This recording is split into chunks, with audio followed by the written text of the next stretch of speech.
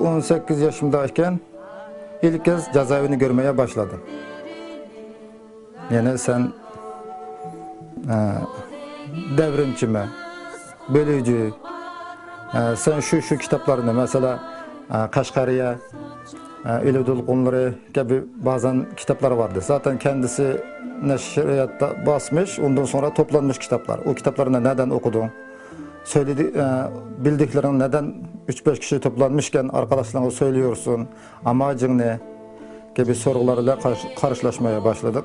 Başta pek bilmiyorduk, dikkat etmemişiz. Ondan sonra hep peşimizde oldular. Cezaevinden çıktıktan sonra 5 kilometre uzağa gitmeyeceksin. Evinden 5 kilometre uzağa gitmeyeceksin. Eğer gidersen nereye gideceksin? Neden gideceksin? Ne zaman döneceksin? Kimle görüşeceksin? Hepsini karakola gitmem. Teker teker anlatmam, izin almam. Ondan sonra gitmem gerekiyor. Yani öyle bir duruma düştüm.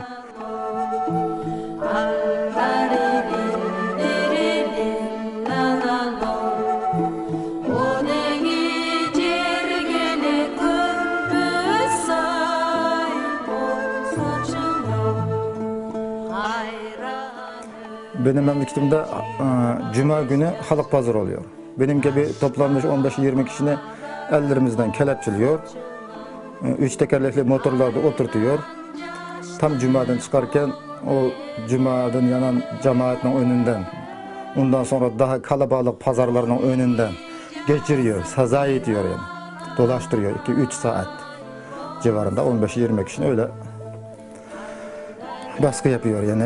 Hiçbir zaman bize karşı gelecek cesarete kalmasın. Başını bile kaldıramayacak halde yaşasın bunlar mı diyor. Nasıl amacı var? Öyle sıkıntılar hayatlarda geçiriyorum. Yaşadık yani.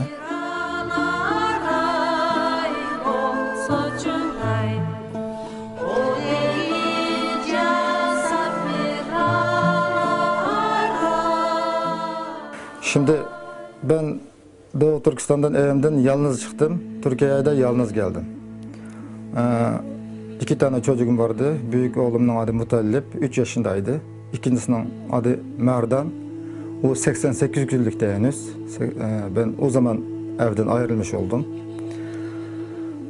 6 sene sonra eşimi getirebildim. Eşimi getirdikten 3 sene sonra, toplam 9 sene sonra 2 tane çocuğumu getirebildim.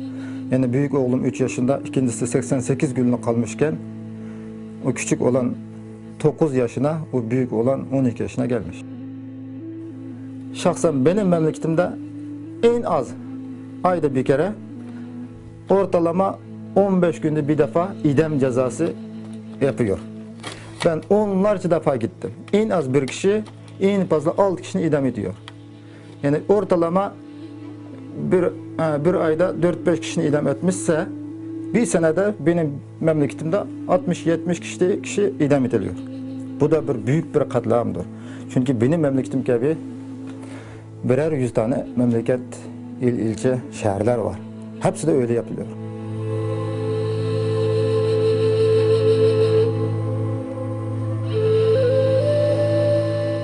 Bu 5 Temmuz 2009 olayına gelince bu biraz sert oldu, çok vahşi, çok kanlı bir şekilde oldu.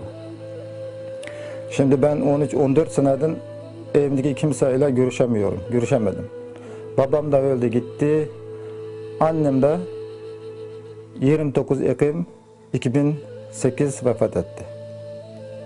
Ben ailemden tek oğluydum, yalnız erkek çocuk. İkisini de göremedim. İkisi nerede yatıyor, toprak beşi neresinde onu da bilmiyorum.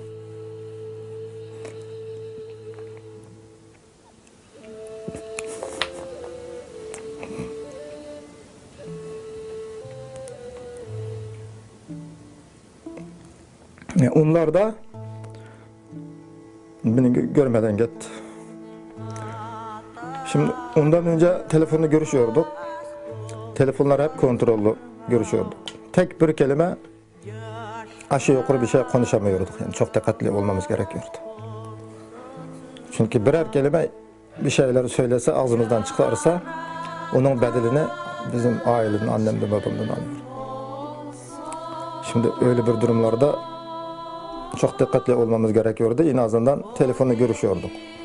Şimdi 5 Temmuz 2009 Ürümçi katliamından sonra 9,5 ay telefon alamadım. Ne telefon ne internet.